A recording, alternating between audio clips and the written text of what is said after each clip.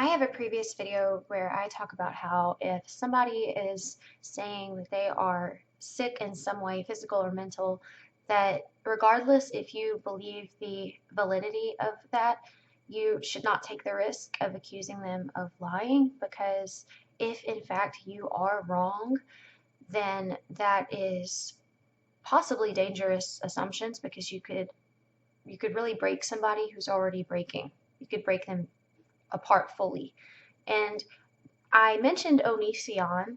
I mentioned how I feel like he really could be depressed, and despite all of his antics and hypocrisy and sometimes sociopathic displays, I still am not gonna risk that. I'm not going to assess his like mental whatever because if in fact he is depressed, I don't want to like push him farther. Well, now I retract. I say that because, well, I think you already know. What he said about the Manchester thing, there might have been a grain of truth to it, like when he was saying that people talk about things that are trendy, but trendy wouldn't really be the correct adjective here. Because, yes, it is true that shock value and sensationalism are going to bring forth more of a conversation. Is that really surprising? I mean, if you look at most of Onision's videos, the people he talks about, he's not talk. He even said he wouldn't debate a YouTuber unless they had like thousands and thousands of views in their videos, which proves he cares about uh, views. He cares about attention, or else he would have debated whomever he found to be the most intellectual. You know, because that's what a debate's supposed to be about, not about fame.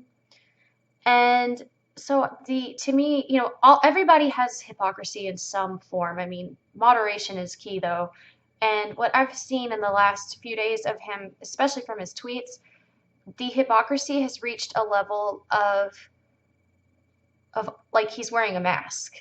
Like it's he's the projection that he is exhibiting is so strong. We all project, all of us. Like if you see girls talking about other girls dressing slutty, typically they're projecting because they wish, for instance, they had a figure to wear short shorts or something. I mean, not always, but I'm giving an example of some cases of projection that are innocent but annoying. But his level of projection, he has told people who've said they felt suicidal because their parents hate them, he's told them to just not worry about it and that it's this person's fault for feeling suicidal. But this same person is going to say he feels suicidal whenever he's caught and cornered and really has no other way to elicit pity from people. And I know this is probably redundant because everybody else has already said this, but the thing that really boils my blood is that, and I let it go, I never said anything about it because I think all YouTubers do it to some extent, and that is talking about things that are popular. Because if right now I was to talk about something that's really not like that nobody cares about, wouldn't that kind of defeat the purpose of coming on camera? I mean, unless it was something that nobody had heard about before. Like Blair White, if you know her, I'm sure you do. She brought something to light that nobody had heard about, and that is these pedophiles on YouTube who are trying to promote pedophilia and make it somehow acceptable. Even though that hadn't been discussed yet, it was because nobody knew about it. So that's different. But typically, she and everyone else, anyone, we're going to talk about things that are going to garner attention because how else is it going to make a conversation? I mean, if I get on here and I just start talking about what groceries I got at the store, nobody's going to care unless I do it while I'm naked. And then there you go. That would be shock value. Hold on. I tried on this lipstick, by the way. It was like one of those little samples. I normally don't ever wear lipstick. I just do it for videos because otherwise I feel like my lips disappear. And I wasn't sure what to do with my hair.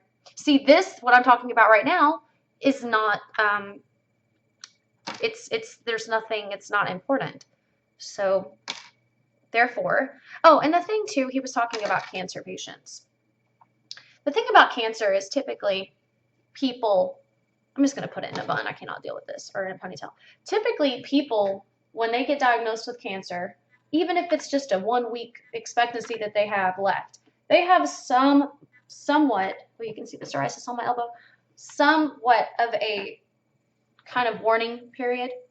There's some time for them to say goodbye to people. I'm not saying at all there's anything good about that. I actually feel like that's more tragic in a way, because then you have to foresee the end of you, which for me, I'd rather it just be instant. But there's shock value. Plus, okay, so the Manchester thing, it's about quantity too. A lot of people, including an 8-year-old girl, were killed at one time. And terrorists choose that route.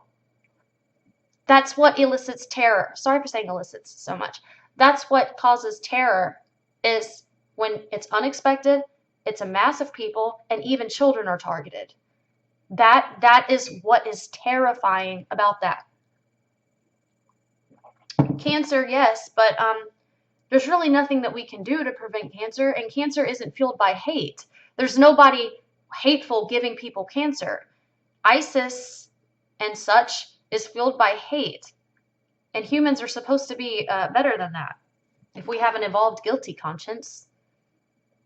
But so anyway, I kind of veered off. But Onision, I used to defend him. I really did, because I saw a lot of myself in him, like with the raw honesty and saying. And see, the thing is people are saying they think he's trolling. I don't think he's trolling right now. I don't think he's saying what he's saying for attention. Like I said, there is a grain of truth to what he's saying, but he's assuming that because he only does things for attention, he's assuming that because he does that, that everyone else is doing that. And that's where he's just wrong. It's just like how he, in one of his videos, he said that women who don't want to see guys his age saying that 17-year-olds look hot, he said women my age, I'm 29, women my age who say that are just jealous. Like, if I saw Onision saying a 17-year-old was hot and I was like perturbed by that, then automatically I am jealous. That's an example of how he's projecting, because he gets jealous when girls are attracted to guys who are not him.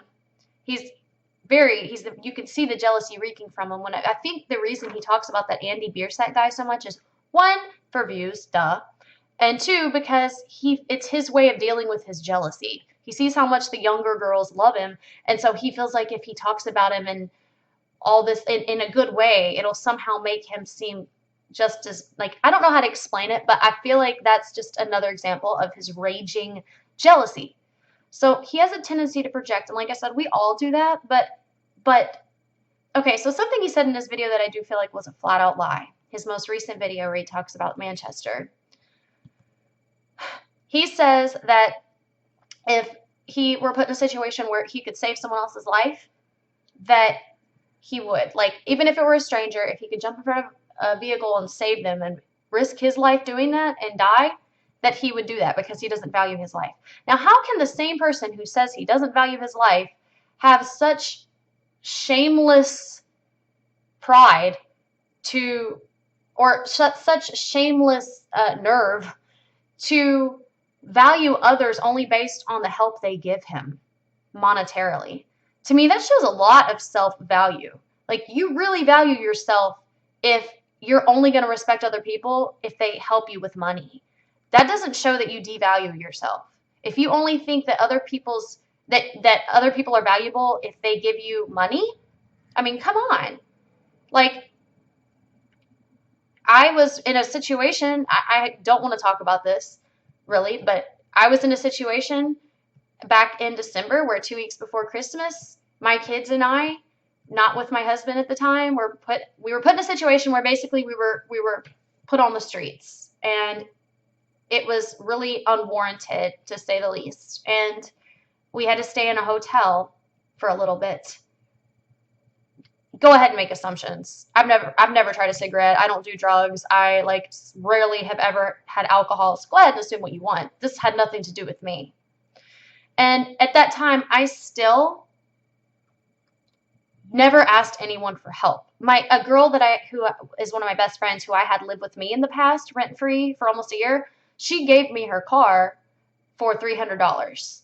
And that is how, or sold me, I mean, and that was how I even was able to. So anyway, my point is I had to bring my 2 children on a bus before I had that car to job interviews with me staying in a hotel 2 weeks before Christmas.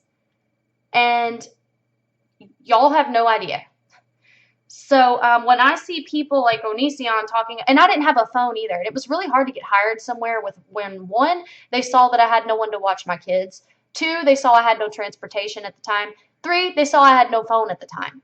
Those three factors made it almost impossible to get a job. So when he talks about like, oh, Lainey needs a phone and all this, and pretty, he's not alone in that boat though. All these YouTubers, and I really like Jacqueline, and I love Joy, as y'all know, and I like a lot of YouTubers. I like a lot of people, but like when I think of my situation and how I was in rock bottom, treated, we were all kind of abused in a way, and I still didn't ask anybody for help. I found a way.